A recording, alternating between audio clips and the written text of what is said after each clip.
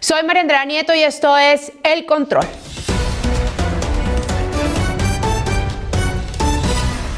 Hoy le haremos el control al primer debate de los precandidatos a la presidencia de la República. Sí, es que para elegir bien hay que conocer las propuestas y por eso ayer Revista Semana realizó el primer debate con los candidatos del Centro Democrático. A esta casa editorial llegaron María Fernanda Cabal, Paloma Valencia, Rafael Nieto, Alirio Barrera y Óscar Iván Zuluaga. Un grupo de líderes políticos que, hay que decirlo, son una muestra de las regiones del país.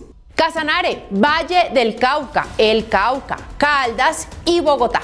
Y con dos mujeres dentro de sus aspirantes, porque a diferencia de los progres que tanto dicen defender a las mujeres, pero pues de los dientes para afuera, porque a la hora de la verdad, más de 20,000 personas se conectaron en vivo y después de 12 horas en todas las plataformas por donde fue emitido, ya sumaba más de 500,000 de reproducciones. Los candidatos empezaron planteando su visión de país, su propuesta central.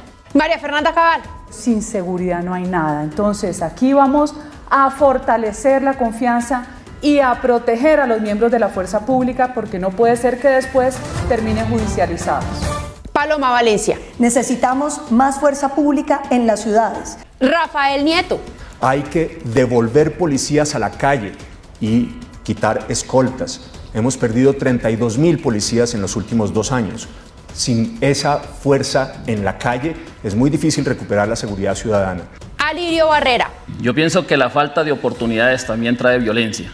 He querido hacer de Colombia el país de las oportunidades, donde especialmente los jóvenes tengan la oportunidad de estudiar, de trabajar o de emprender.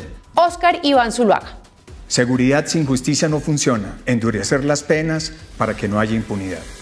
En cuanto al tema de seguridad, los candidatos fueron muy críticos frente al tema del acuerdo de Juan Manuel Santos en La Habana con las FARC. Y muy enfáticos en decir que el narcotráfico y la corrupción son dos de los problemas más graves que enfrenta el país. Reclamaron por el reconocimiento de los derechos humanos de los policías y de los soldados y dijeron que sí, que reconocían el derecho a la protesta pacífica, sin violencia. María Fernanda Cabal. ¿Cómo así? Que hay unos criminales de las FARC con curules y hay todavía soldados que no están condenados, pagando 5 años de cárcel por un vacío jurídico que dejó la JEP. Óscar Iván Zuluaga. La vida de un policía y de un soldado vale tanto como la de un civil. Todas las vidas valen por igual. Rafael Nieto. En materia de seguridad, en materia de lucha contra el narcotráfico y en materia de paz, este gobierno es fundamentalmente lo mismo que el gobierno del presidente Pero ustedes Santos. lo eligieron. Alirio Barrera. La fuerza pública hay que empoderarla. Ha perdido la moral en Colombia. Colombia es uno de los países del mundo donde menos se respeta la fuerza pública. La seguridad democrática, sin entregar el país, desmovilizó y acabó con casi 4 veces más bandidos que el proceso de paz. Paloma Valencia. La seguridad no es nada cuando la tienes, es todo cuando te falta. Frente a la fumigación, ¿sí o no? Buscaremos la forma de hacerlo. ¿Pero cómo? Este gobierno no ha podido. Que me explique la Corte qué es lo que pasa, cuál es la diferencia y El gobierno y no si ha no podido, sabe qué vamos a Alirio. hacer. Por encima de y la si no lo Corte. mandamos a un referéndum constitucional o alguna cosa, pero que el pueblo colombiano diga si sí Fumigar. se hace o no. La sentencia de la Corte ya tiene varios años. Este gobierno ha prometido que inicia la fumigación con No ha glifosato, podido. pero no porque no cumple con las condiciones. Es porque no ha querido. No, yo creo que francamente hay un freno que no logro entender. ¿No ha ¿Por qué querido? anuncia sistemáticamente que van a hacer la fumigación y no la hacen? Para mí no tiene explicación. Yo creo que la fumigación se podría hacer ya. Hay muchos sitios donde uno puede fumigar, donde están todos los cultivos industriales y yo creo que lo que hay que evitar y minimizar es fumigar donde están comunidades que pueden verse afectadas. Por supuesto que sí. Por encima de la decisión de la Corte.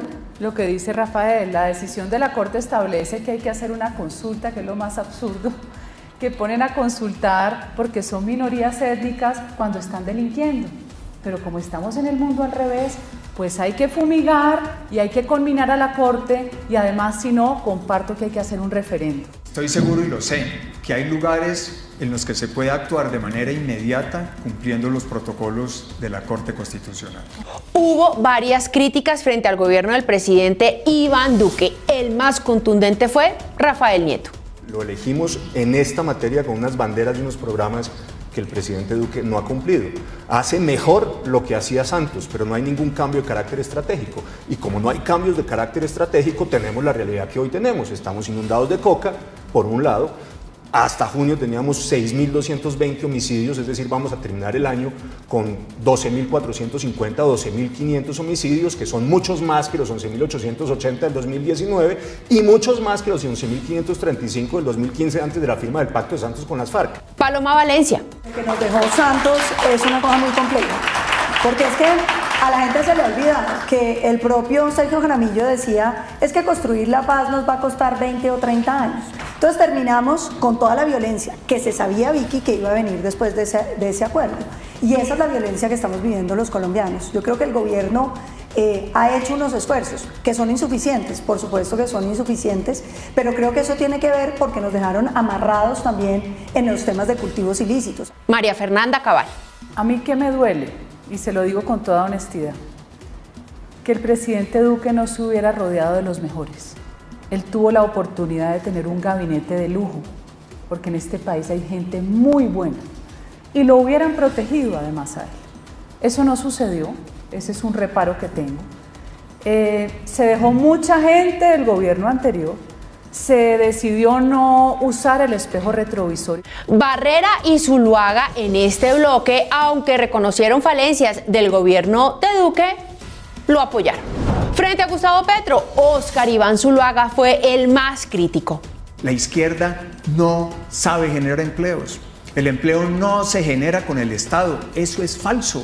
Los jóvenes lo saben y por eso los jóvenes lo que más valoran y aprecian es el empresario, es el sector privado, porque es el único camino para poder generar empleo bien remunerado que necesita Colombia. Pero Gustavo Petro, por ejemplo, dice que él, si es presidente, él sí es capaz de generar los empleos que no ha sido capaz de generar tantos gobiernos que él considera de derecha. ¿Expropiando por odio?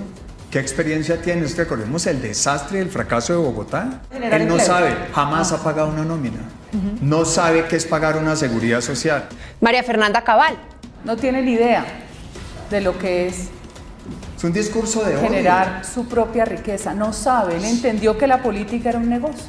Y de ahí es que él ha venido con sus banderas populistas. Alirio Barrera. Hoy algunos candidatos se esconden detrás de la cortina de la pobreza diciendo que aman a los pobres y que les tienen la solución, pero nunca han sido pobres, nunca pasaron por la necesidad.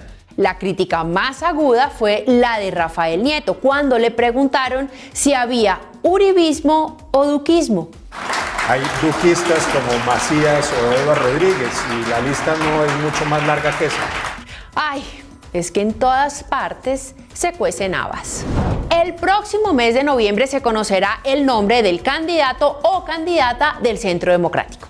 Lo cierto es que hay muchas reivindicaciones pendientes por parte del partido del expresidente Uribe, como por ejemplo qué hacer con esos acuerdos de Santos, los privilegios de las FARC, la JEP, el narcotráfico, la seguridad, el empleo, las oportunidades para los jóvenes. Algunos se distancian de Duque y otros guardan prudente silencio. Las propuestas de estos candidatos en general giran en torno a la libertad económica, política y civil de todos los ciudadanos colombianos. Defienden la propiedad privada, o sea, no quieren expropiar a nadie, fomentan el emprendimiento y por supuesto la educación, pero sobre todo la seguridad. O sea, todo lo contrario a lo que está sucediendo en los gobiernos progres de ciudades como Cali, Medellín y Bogotá, con Claudia López, en donde a la fecha se conoció que han sido asesinadas 101 personas que se han visto involucradas en un atraco en donde han perdido su vida